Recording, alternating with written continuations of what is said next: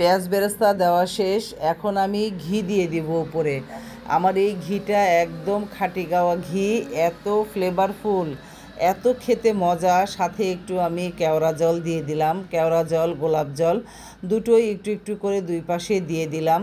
দিয়ে একদম 20 মিনিটের জন্য দমে রেখে দেব। এরপরে আমি আর একটু নাড়াচাড়া করব না। এই যে নিচে আমি একটা তাওয়া দিয়ে দিয়েছি, আর আমার এই যে দেখো সুন্দর, আর নাড়াচাড়া করব না। পাশের চুলায় আমি একটু বেশি করে পেঁয়াজ কাটিয়েছিলাম আজকে আমি হেল্পিং হ্যান্ডকে দিয়ে। ওই পেঁয়াজগুলো আমি একদম বেরেস্তা করে বক্সে করে রেখে দিব, কারণ সব পেঁয়াজ কিন্তু ফ্রিজেও রাখা যায় না, পানি পানি হয়ে যায়। কিছু পেঁয়াজ বেরেস্তা করে রাখলে পরে অনেক সময় মানে খুব তাড়াতাড়ি রান্না করা যায়। কি বলো? আমি তো সবগুলো পেঁয়াজই সুন্দর করে বেরেস্তা করে বক্সে ভরে রাখবো। আর এই বক্সটা ফ্রিজে রাখলেও হয় বা বাহিরে রাখলেও কোনো সমস্যা নেই, একটুও নষ্ট হয় না, তাই না? আমি কিন্তু এভাবে মাঝে মাঝে করি। বেশি পেঁয়াজ কাটলেই এভাবে বেরেস্তা করে সংরক্ষণ করে রেখে দেই, যখন যেটা রান্না করি ঝটপট তখন খুব তাড়াতাড়ি হয়ে যায়। এই তো আমি একদমই রেখে দেব।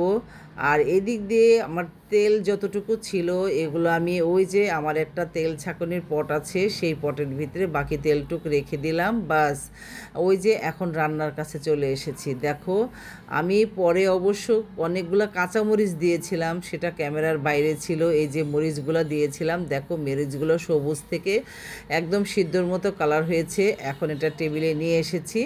এখন জানো, এটা এত ভরে গেছে আমি নাড়াচাড়া করতে ভয় পাইলাম। পরে অন্য একটা পাতিলে আমি এটা ঢেলে নিলাম, একটু বড় পাতিলে।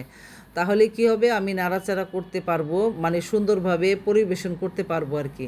আর এই যে দেখো মাংসটা একদম সুন্দর, কিন্তু পারফেক্টলি পানিটা শুকিয়ে একদম মানে অনেক সুন্দর হয়েছিল, ফ্লেভারফুল আর কি। আর খেতেও এত মজা হয়েছে, দুর্দান্ত। আমি তো জিজ্ঞেস করছিলাম খেতে বসে কেমন রান্না হয়েছে। আমি বললাম যে আমি একদম কাচ্চির মতো কিন্তু করে আজকে রান্না করেছি, যেভাবে রান্না হয় আর কি। তো সাহেব আর ছেলে বলছিল আম্মু টেস্টটা একদম কাচ্চির মতোই হয়েছে, কোনো অংশে কম হয়নি, অনেক মজার হয়েছে। আর দেখতেও কিন্তু এটা অনেক লোভনীয় এবং সুন্দর হয়েছিল।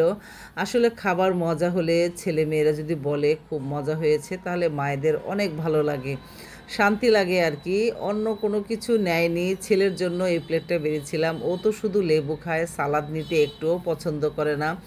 আর এই যে দেখো কিশমিশটা কীরকম সুন্দর তাকিয়ে আছে আমার দিকে, অনেক মজা হয়েছিল খেতে। কিন্তু জানো, ঘরের ঘরোয়া এই সাধারণ মশলা দিয়ে রান্না করলেই আমার মনে হয় বেশি ভালো হয়। তোমরা কে কে এভাবে রান্না করো আমার মতো আর পেরেশানিতে পড়ো, একটু কমেন্টে জানাবা। আমি তো যখনই এই জিনিস রান্না করি অনেক ভয়ে থাকি, কারণ ভালো না হলে মন খারাপ হবে সবার।